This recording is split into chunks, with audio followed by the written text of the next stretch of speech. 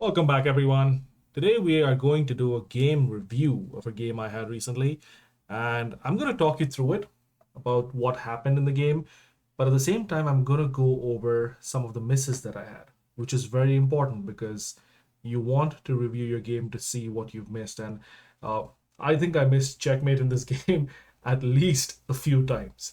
So it's important that you understand what went wrong in the game, even in the games that you do end up winning, because it helps you to understand how to play games in the future. So game was pretty standard. I think it was kind of like a Berlin position, like a Berlin defense kind of thing. So e4, e5, bishop comes out to c4. I went with a regular knight to f3, knight to f6, just to put some pressure on the pawn. That way my opponent has to react to it. Uh, Opponent came out with the queen. So my opponent was trying some kind of scholar's mate ideas. Uh, Not really appreciative of this because it's kind of one of those things where you play the lower ranking games with, but this can be very dangerous if you don't know how to play it. So what I did was just continue my development. Remember, control the center, develop your minor pieces, get your king to safety, and connect your rooks, and then you're golden. Like those are the basic rules that you want to follow. Now, with this move, what you'll notice is I already have two minor pieces developed. My opponent has a minor piece and a major piece out, which shouldn't be out. The queen, you should not be bringing out your queen that early. And somehow we're going to try to find a way to punish that. Because, yeah, if so the opponent starts bringing out your queen early, you want to make sure you try and punish that somehow. So my opponent went here because my opponent probably figured out that this is going to be my next move somehow. Now, there are ways around this, which is kind of like, if I was to do, let's say for instance, this was the better move by the way for my opponent. If I was to do this, right? If I was to push my pawn up to d4, my opponent takes, and then I push up over here. Queen has to move somewhere, and then my knight goes here instead. So now I'm forking the bishop and the queen. That would actually be very, very detrimental for my opponent. But it's also risky because all my opponent has to do is push this piece up instead of taking, and then the plan is completely gone. So it was an idea.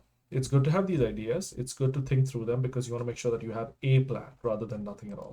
So instead, I developed another minor piece because I didn't want to take any chances. I wanted to make sure I'm playing a solid game where I'm actually following through with basic principles. So develop a minor piece.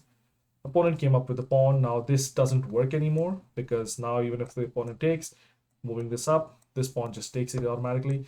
Yes, I can come over here, but I mean, queen goes back and now the bishop is protected. So it's not doing anything for me really. All I'm doing is giving up control of the center, and my opponent's pieces are a lot more active than mine are. So it doesn't work out for me. But that was the right move though for my opponent. So I played this up, opening up my bishop, potentially trying to attack the queen over here. Uh, my opponent goes knight to h3. Now, knights on the last files are not very, very active. Unless your plan is to bring your knight out into the center, you shouldn't be moving your knight to the last file. Either here or even on the A file. It's not very helpful over there because you're restricting the knight to only basically two squares of attack. So like for instance here, this knight can only go here and here or backwards. Here, my pawn would take it. Here, sure, but it doesn't have much support over here.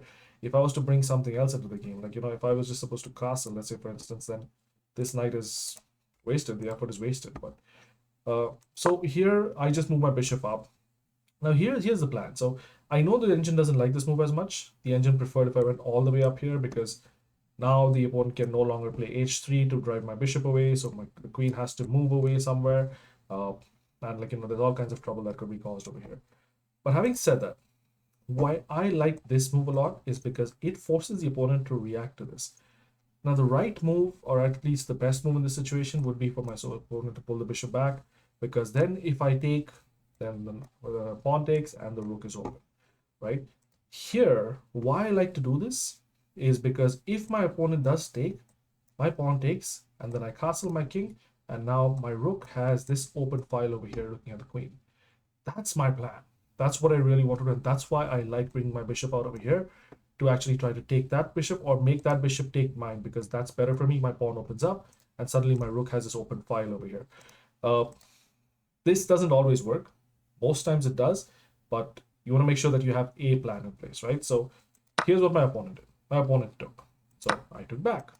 Then my opponent went to the knight. Now, there's no threats as such right now, and I missed this one. Right now, my opponent was threatening this, but I missed that and I blundered. And my blunder was, yes, you're right, castling. Because now my opponent can just directly take this pawn. So, yes, my opponent took the pawn, which is a great move. I moved my queen away because I didn't want to take back with the queen. I wanted to get my other rook engaged. So, my opponent took with the knight. I took back with the rook. And then my opponent castled. Now, I am down by a rook. I am down by 3 points because my opponent, remember, has an extra pawn as well. So they have one bishop, one rook, one pawn. I have a bishop and a knight. Not the best situation to be in, but remember, don't quit playing. Keep going. So I move my queen up. My intent is one, to protect this pawn when I'm starting to advance. Second is to start looking at this space over here, this diagonal over here, because now my opponent doesn't have a light square bishop. So I want to control some of the light squares as well. So what does my opponent do? Yeah, my opponent is trying to block me in. If I didn't react to this, the next move my opponent would make is this, and then I move my bishop back, and then this. So now my bishop is trapped. So I defend against that. I played this. Now, the engine wants me to play more aggressive, go here because it's protected by the queen, and then I'm attacking the opponent's queen. Yes, I understand that. I missed that. But we keep moving. Opponent's knight is out. Now look at the bar though. Look at the opponent's bar. The engine is telling me that the opponent has a better chance of winning this game or is in a better position. I will show you exactly where the blunder happened. So now here again, the engine doesn't like this move because there's actually better moves available. Plus, I'm giving up material for this. Takes with my knight. Now, I've actually opened up a threat to the opponent's queen. The idea was when my opponent's queen moves away, then I'm going to start bringing this knight into the game over here and then start putting pressure on this knight over here if the queen ever went over here. So here's where my opponent blunders. My opponent forgot that I'm attacking their queen. So that was just a free queen right there. And that's where the game turned around. I lost a rook for a knight, and I'm still turning the game around now. But here's the thing, it's not over. It's still not over. My opponent continued to play and played well. So I moved my queen away out of danger. My opponent got a bishop for the queen, but it's still a good trade. I moved my queen here so that now this piece is pinned. It cannot take anymore. Opponent tries to move it forward. Great. I still put another piece over there, attacking the king, going for some check threats over here, potentially trying to bring this knight in over here from here. But it's a long shot. Now my opponent's still grabbing pawns. This was a miss. My opponent didn't catch it. Regardless, I go here, give a check. I'm up pieces. I want to start trading. I want to start thinking about trading. If my opponent hadn't done anything, I would probably have taken this bishop as well. Bishops are better than knights overall, so that would have been a great win for me. Now here, it was a little complicated because I couldn't figure out how do I actually go about finishing this game. So I moved this over here with the intention, I'm gonna kind of bring my knight out over here again, and then potentially move my rook away over here once I bring some pawns into the attack over here. That is the plan. But here's where it gets interesting. So notice how there's some pieces that are pinned right now, but this blocks off my queen. So this move over here blocks off my queen from protecting my rook.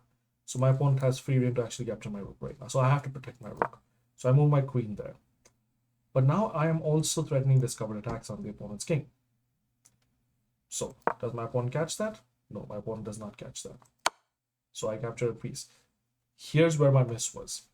Instead of me capturing the piece here, I should have captured this piece, because this was just game over. Like, look at it. It's checkmate. My opponent cannot capture this or this because this is under check. My opponent cannot move here, here, or here. It's game over. If my opponent cannot move this up either because direct check.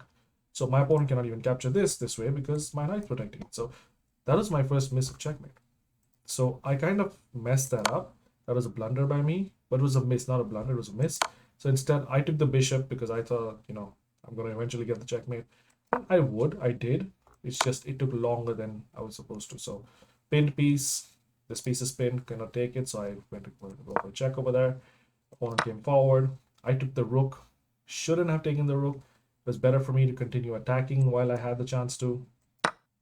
Opponent took back. I took back. I guess I got a little bit greedy for material. Uh, Now it was just a matter of how do I get that checkmate. So it dragged on for a little bit. You know, I had another opportunity here for checkmate.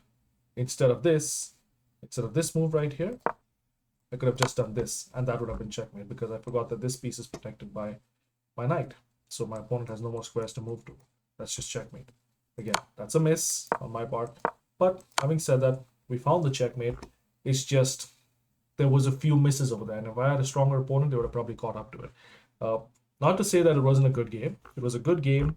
There were some great moves in there, but at the same time, there were some misses, and it's very important to be cognizant of the misses because that's really how we improve. Anyways, thanks for watching, guys. Pleasure chatting with you again.